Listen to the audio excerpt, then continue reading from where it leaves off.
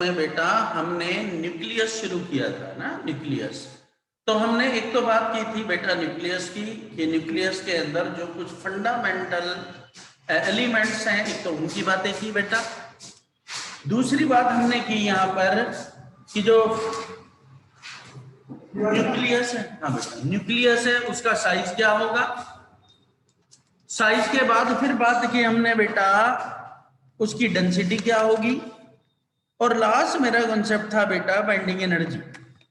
और उससे कंसर्न मैंने आपको दो तरह के क्वेश्चंस बेटा बताए थे, और वो जो दो तरह के क्वेश्चंस थे, एक थी बेस्ड ऑन द रिएक्शन बेटा, और एक था बेटा बेस्ड ऑन द न्यूक्लियस। तो उस जैसे मैंने कुछ नंबर ऑफ क्वेश्चन दिए थे, जितने दो चार आपको करने जरूरी थे, और जैसे भी हुए हैं आपको सीख गए हैं।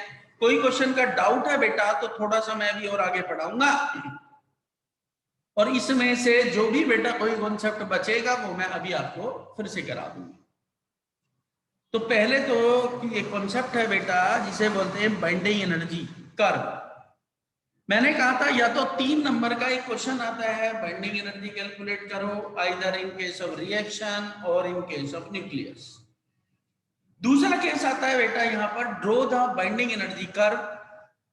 मैं एक बाइंडिंग एनर्जी कर्व ड्रॉ करने के लिए आ जाता है, और बेटा या फिर बाइंडिंग एनर्जी कर्व देने के बाद में वो कहता है कि इसकी कुछ कैरेक्टरिस्टिक्स लिखो, कि उसकी कैरेक्टरिस्टिक्स क्या हैं।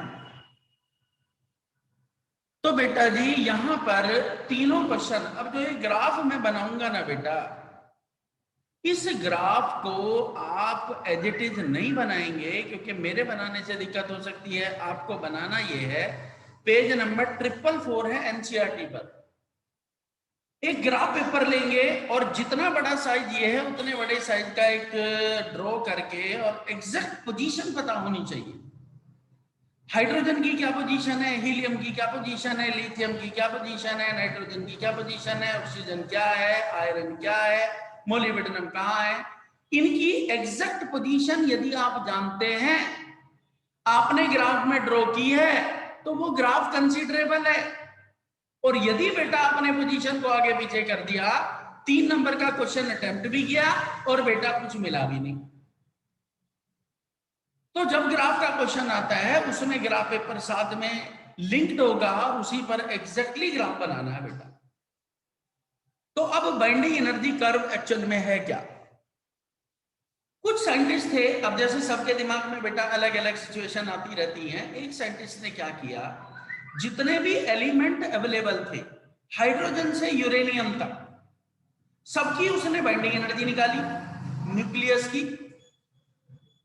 और बेटा बाइंडिंग एनर्जी पर न्यूक्लियन निकाली, और उसने बाइंडिंग एनर्जी पर न्यूक्लियन और बेटा atomic number, sorry mass number के बीच में एक ग्राफ प्लॉट किया, और उस ग्राफ से की कुछ कैरेक्टरिस्टिक थी, 4-5 कैरेक्टरिस्टिक बनाई, और उन कैरेक्टरिस्टिक के बिहार पर मैं किसी भी एलिमेंट को, जो भी एलिमेंट मेरे पास अवेलेबल है, या मैं किसी एलिमेंट की कैरेक्टरिस्टिक देखना चाहता हूं, तो मैं बाइंडिंग एनर्जी कर्व से वो ऑब्जर्व कर सकता हूं।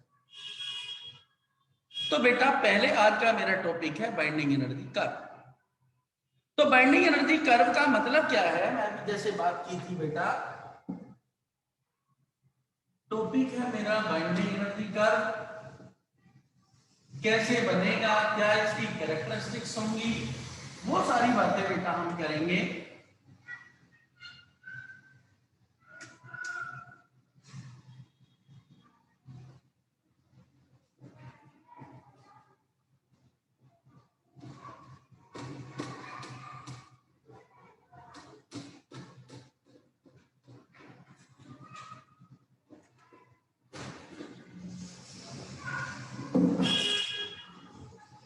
तो टॉपिक है बेटा बाइंडिंग एनर्जी कर्व।